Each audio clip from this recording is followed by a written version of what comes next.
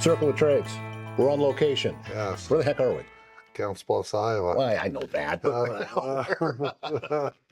Oh yeah, we're in my shop, we're in my conference room, or my training room, or whatever room you want to call it. Yeah, you have a lot of tables in here. We've got about 8. We can fit 24, 26 in here for training. So, like when we've recently did our OSHA 10 training, and we're in the process of doing OSHA 30 training. So, we have a full classroom in here set up, and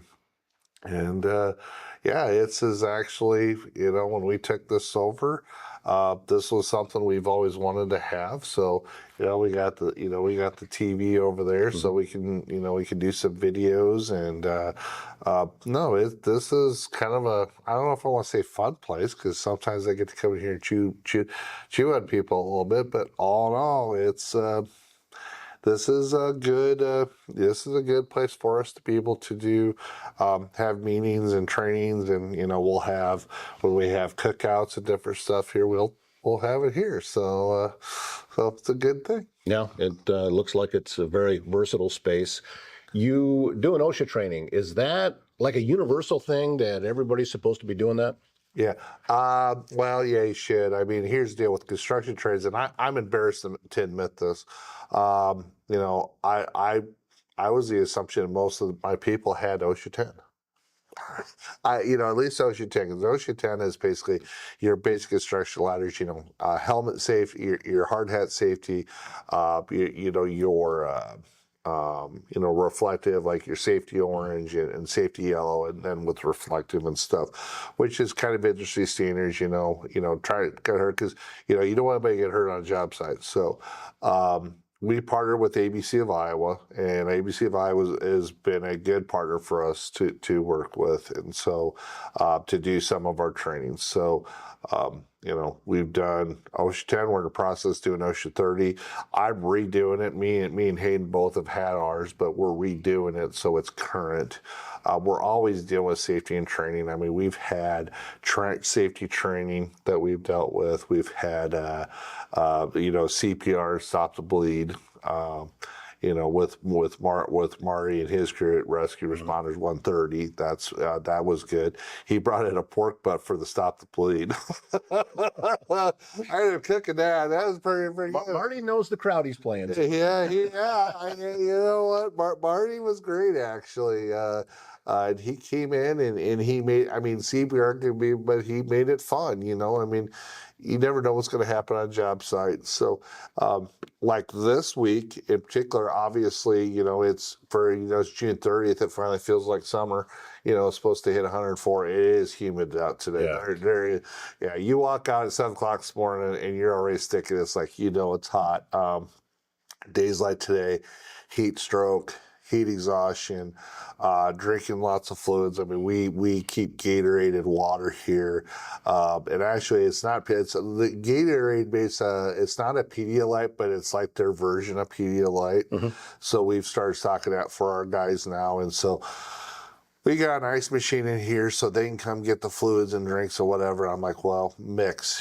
Don't just drink all Gatorade. Don't just drink all water, because if you do just one, or the other, it'll just make you very sick. So, we try to mix that. So yeah, we take safety and just training.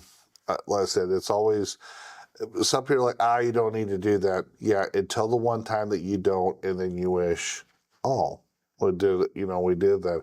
And everything we've been dealing with is, safety wise and training wise, but we've been going through every 3 years, state of Iowa. Makes you renew your licenses. So, just got pretty much waiting for my contractor's license to come back. Of course, it's the state. They take a little bit of time. Got our individual license done, but my contractor's license, I emailed her the other day, they're about a week behind. So as far as I go, but we got our licensing done. So our journeyman, our master's stuff, our apprentices, we changed our apprenticeship program, so we got all our stuff up to date. Of course, when you do that, you got to turn all that stuff in to all your people as far as that is concerned. So, so we're working on that as well. So it's the government's always in our business, if you know what I'm saying. So, Well, you have seen a lot of advancements in technology over the years and over your career, and things operating more efficiently now, and in some cases, I think probably completely different than the way that they used to. So you talked about the safety features. I'm wondering, as the technology advances, does that change much with like OSHA regulations and things like that? Because now you've got new uh, things that you have to be aware of in safety protocols. Is there a difference there, or is it pretty much the same? oh, it's definitely changed over. There's no doubt about it as far as protocols with OSHA, and just for what we do, you know, and everybody talks about AI. The good part is AI is not going to dig up your sewer line. AI is not going to fix your water lines. I just heard a podcast episode this morning talking about that very thing of in the trades, how much can AI replace the person? And their position was, when it comes to actual hands-on and doing things, AI is never going to be able to touch it. Because let's be honest, Travis, there's a certain art to what it is that you do. You have to have an understanding of each unique situation. AI is never going to be able to replicate that. No, absolutely. You're 100% right. We got a guy that we hired. I mean, he's been around trade for 30 years. His guy's name's Thad Schwab. He's from Glenwood, and he worked for another company, and he came to work for us. And the first house we had him do for one of our builders that we deal with, I walked into this house, and he made water lines and sewer lines look like art. I'm like, look at this. I'm going, that looks fantastic. I was like, and then of course Kelly, my installer, tried to one up him on the HVAC stuff because I gave him brownie points. She was like, yeah, it's like, why don't you guys do this all the time? And my guys do good work. So, but it's kind of like, wow. And even my builder, builder is Jim Duggan. He goes, I don't want him on every job. I go, yeah, I know. So, no, but there is definitely can be an art to it. Sometimes art you can see, sometimes you can't see it. Functionality is important, but it can function, but it can look like crap too. But if it functions and it looks good, people. You walk into certain places, certain architect, you might see water lines or sewer lines, or not sewer. Well, you'll see sewer lines, but where they have exposed black iron or they have exposed, galvanized or whatever, and it's paint or whatever. And it looks good. It looks good. It looks like it fits in as part of it. Right. And that's when you kind of get to the creative side of that, to where if you have stuff exposed, it's like, okay, I'm proud for people to see this. I have no problem with it because it looks like it's what it's supposed to be. It's not tilted. It's not, farmer fixed. It's not jerry rigged. And listen, we see a lot of farmer fixed, and I say that growing a family farm in Northwest Iowa. I mean, I get it. But there's farmer fixed, and then trying to do the right repair. But back to the AI part. What I will tell you is, yeah, as far as the work in the field, AI is not going to take over, installing a furnace, installing AC. I didn't even say troubleshooting. I think where you might see some aspects of AI to where it might walk you through certain things. So let's say you got a tech support issue, and it might try to have you help eliminate. But at the end of the day, AI can't tell you that you have a shorter wire on a piece of equipment. It can't tell you that you have a freon leak. I mean, there's certain things. I think where you see it more is probably on the marketing piece. The other side to it, where you see it too, is on the CSR piece. Now, we use Avoca AI to complement for our answering service. For our gals in the office. And the reason being, on a day like today where it's going to be 104 heat index and it's blazing hot, you're going to have, I got 3 gals and we could have 10 phones going at the same time. Yep. So, yeah, how do you handle the overflow? Well, yeah, I want to talk to a live person. And listen, with my AI, you want to talk to a live person, you just ask for a live person, you'll get a live person, whether it be my gals in the office or the service or whatever. But my point is, you have that ability to be able to have that care. And what it does, at least gets you in contact. It lets you know right away. You're not sitting on hold for 5 minutes. And then my office can sit right around and turn around and touch back base with you, and touch back base with the customer. And it can, if you allow it to, it can even schedule you. Then my office can go back and confirm, or if we need to move something up or whatever else. So there's facets of it that where AI will help. I think there might be reports over time, there'll be certain things they can look at from a analytical perspective. But as far as the people part of the trades, it is going to be like walking into the one I like to use is up in Seattle where my son works. My son works for Amazon. They got a store there up in Seattle. They have one person that's in there, and all they're doing, they're not even really stocking shelves, if that makes sense. They're not doing much of anything. So in there, they have one person that's in there at the door. Everything else is digital. You walk in, they have your card information file. You go pick up a orange juice or a lettuce or whatever it is on the shelf, and then you what's the word I want to use? Then you walk out. You don't go to a register. You don't do whatever. I mean, the cameras, they have all this stuff on, they have all this stuff available. So, it is a cool deal, but that's where your AI, you kind of take a look at where some of your you make the argument that with Amazon and Walmart.com, they're kind of taking the people point out of it because you're taking out the people at the cash register, but you still have to have people who stock the shelves. It's still going to get from point A to point B. So so as far as the AI part, I don't know. And then plus there's been some times, where AI has actually been counterproductive, to where they find out they went with AI and found out that maybe wasn't the correct answer. They say a lot of people use AI for writing law or maybe to do a contract. Well, they find out that maybe AI got some bad advice on Google and will put the wrong information. It's not just that. And here's, because I have been doing a lot of research into this, and there's certain areas in my job that I use AI, but I have to be very, very careful with it. AI inherently, and I'm going to talk specifically about ChatGPT, which seems to be like the Kleenex of, AI.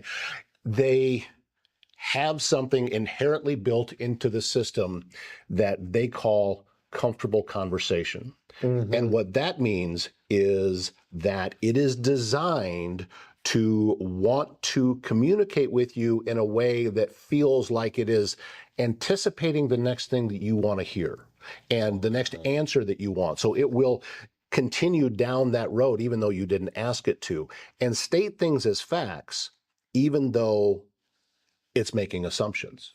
It's not truly facts, and it's not fact-based. And I'm not saying that it's lying. I'm just saying that it's mistaken. And it made the wrong judgment call based off the point A, point B, point C, put them all together, came up with the wrong conclusion. That is a real thing. And if you go digging into their terms of service, it'll talk about it.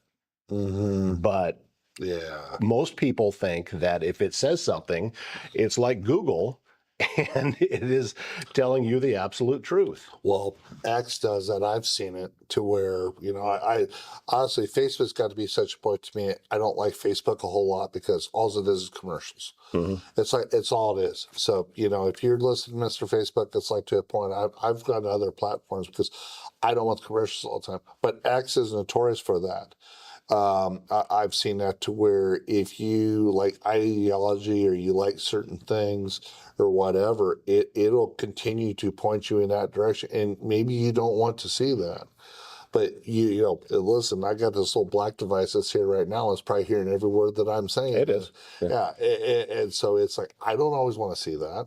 I love UFC. I do. I think UFC is great, but I don't need to see it on every other reel. I don't need to see it on every other deal. Maybe every 10th one or whatever. I love college football. There's certain things I love, but even politically, I mean, I don't care if you're left or right or whatever, but the algorithms can have you believe that your belief is right. Yeah. No matter what, Twitter says, well, you go to the next person who's on the other side of the aisle, And they can think, well, Twitter just said, well, you listen, there's enough information out here. You can make an argument for both sides, of any argument, let alone politics. So, Well, I think that social media, just like just about other media industries, they're losing track of what their actual product is. oh, And 100%. they're starting to base success strictly off of numbers and how much money it is being generated. And when you do that, you lose track of what your product is. Mm-hmm.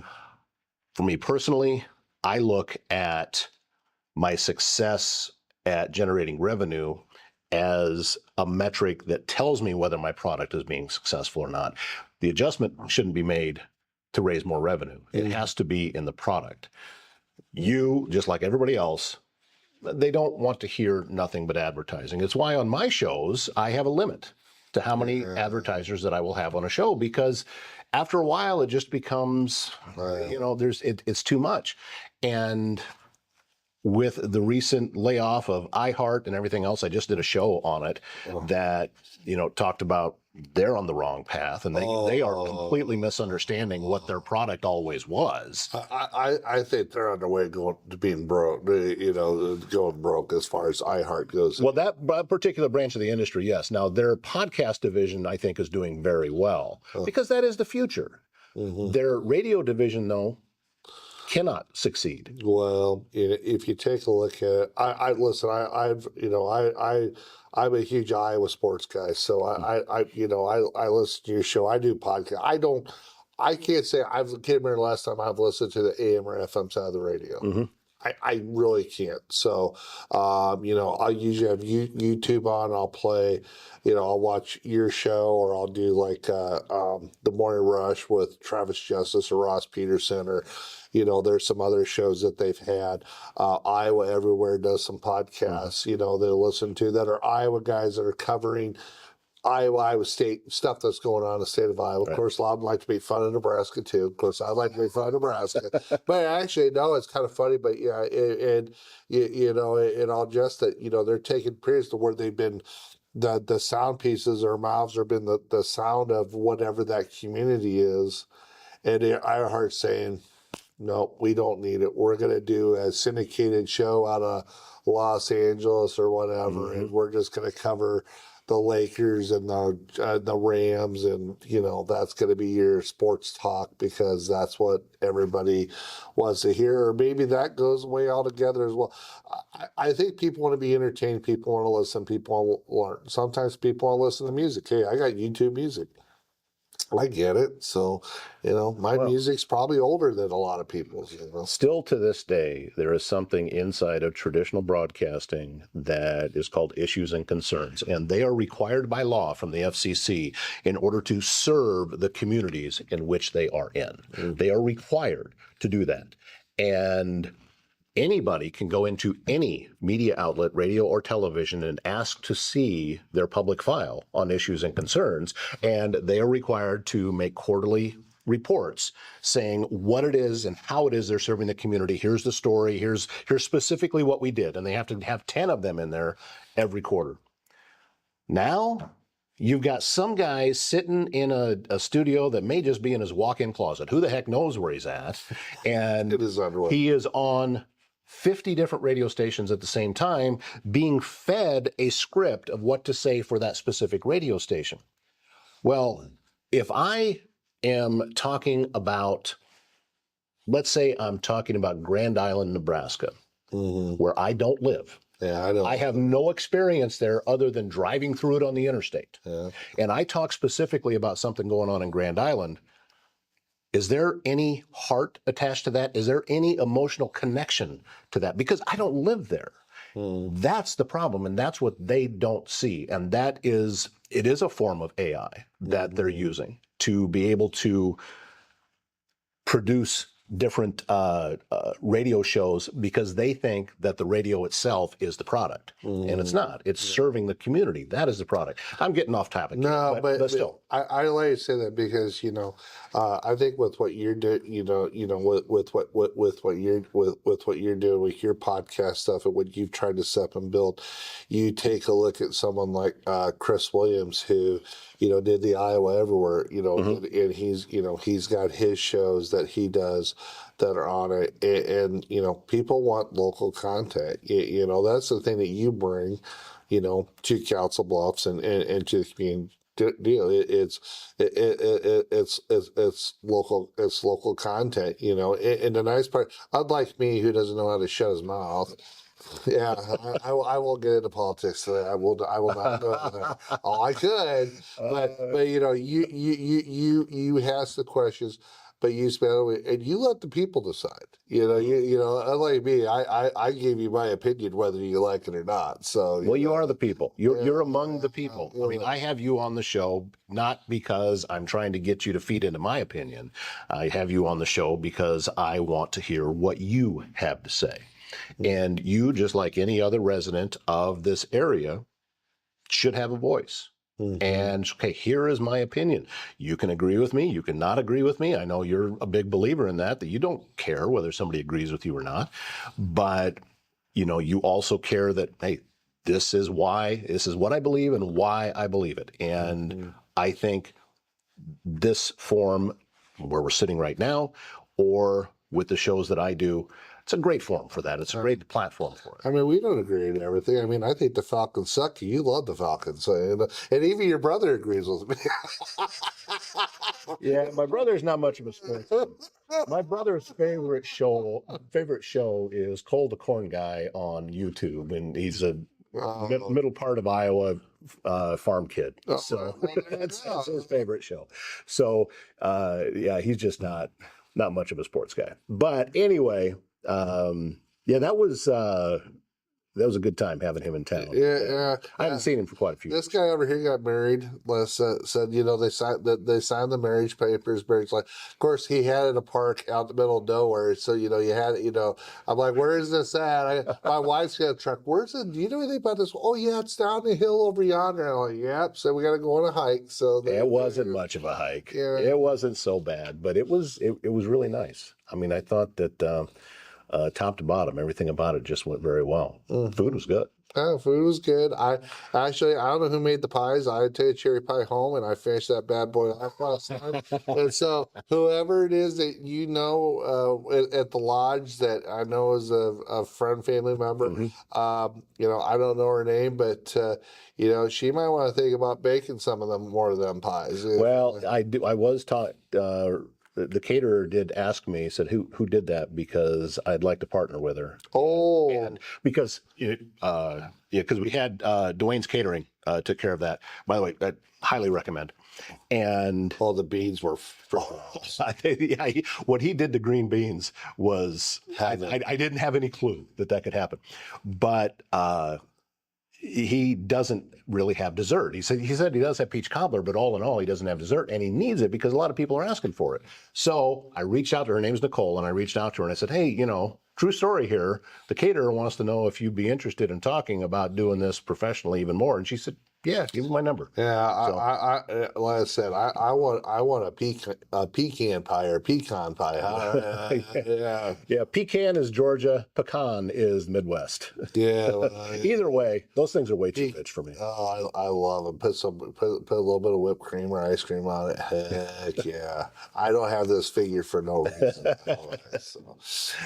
All right, my man. Well, we're hitting the end of the time allotted here, but grateful as always. Thanks for adjusting how we were going to record today. I lost power in my studio, so I have air conditioning. It actually works in my shop. Yeah, so I don't. Currently, it's pretty warm. Yeah. Like I said, I know people that can fix that thing. So yeah, so do I. Like I said, it's getting into late May or late June, July.